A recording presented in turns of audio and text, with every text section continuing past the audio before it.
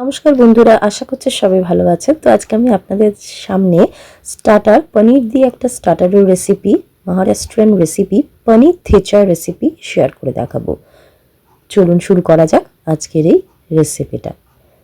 একটা mixing jar নিয়ে নিয়েছি, দিয়ে দিচ্ছি এর মধ্যে ধনেপাতা।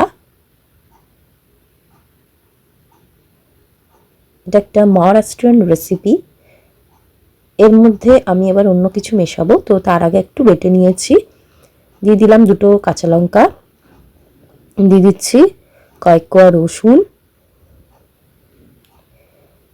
এবার দিচ্ছি কিছু বাদাম, এটাকে একটু পেস্ট করে নিচ্ছি। এই দেখুন পেস্টটা হয়ে গেছে। এবার দিচ্ছি অল্প একটু স্বাদ মতো নুন, আরেকবার এটা ব্লেন্ড করে নেব।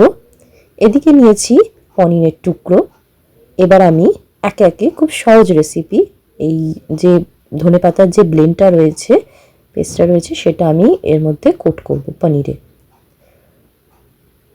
বাড়িতে গেস্ট এলে চটপট কিন্তু এটা তৈরি করে দিতে পারেন, সময় কম লাগবে আর তাদেরও কিন্তু খেতে ভালো লাগবে।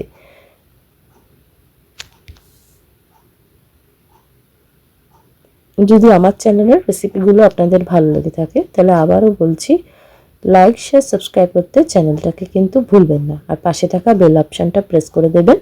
যখনই কোনো নতুন রেসিপি আপলোড করি আপনাদের কাছে নোটিফিকেশান যেন পৌঁছে যায়। তো দেখতেই পাচ্ছেন একটা পনির কোট হয়ে গেছে। এইভাবে আমি বাকিগুলো তৈরি করে নিয়েছি। এটা আমি 10 মিনিটের জন্য রেখে দিচ্ছি। ফ্রাইং প্যান গরম করে নিয়েছি, দিয়ে দিচ্ছি এর মধ্যে অল্প একটু সাদা তেল। শ্যালো ফ্রাই করব, তেলটাকে হাই ফ্লেমে কিন্তু আমি গরম করে নিলাম। এবার আমি পনিরের এই যে কোট করা, ধনেপাতার কোট করা যে পনিরগুলো রয়েছে সেগুলোর মধ্যে দিয়ে দিলাম। একে একে প্রত্যেকটা কিন্তু আমি দিয়ে দিচ্ছি। দেখুন, তো এক পিঠ হয়ে গেলে অপর পিঠটা কিন্তু আমি উল্টে দেবো। এক পিঠটা কিন্তু গোল্ডেন ব্রাউন করে আমাকে তৈরি করে নিতে হবে। খুব কম তেলে এটা কিন্তু শ্যালো ফ্রাই হবে। যারা ওয়েট লস করছেন, ডায়েট করেন, তারা কিন্তু এইটা করে খেতে পারেন। তা পনিরটাও খাওয়া হলো, প্রোটিন খাওয়া হলো, আর স্টার্টার হিসেবেও আপনারা এটা খেতে পারলেন। দেখুন আমি অপর পিঠটা উল্টে দিচ্ছি। দেখুন এইভাবে গোল্ডেন ব্রাউন করে কিন্তু এক একটা করে আমি করে নিচ্ছি।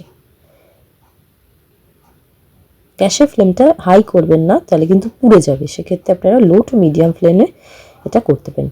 দেখুন আমার এগুলো একদম হয়ে গেছে। এবার আমি আরেকটা ব্যাচ এইভাবেই করে নেব। তৈরি হয়ে গেল আমার পনির থেচার রেসিপি, একদম কমপ্লিট। আপনাদের সামনে আমি সার্ভ করে দিয়েছি। অবশ্যই বাড়িতে একবার ট্রাই করবেন, আশা করছি আপনাদের ভালো লাগবে। তো আজকের মতো এই পর্যন্তই, ধন্যবাদ।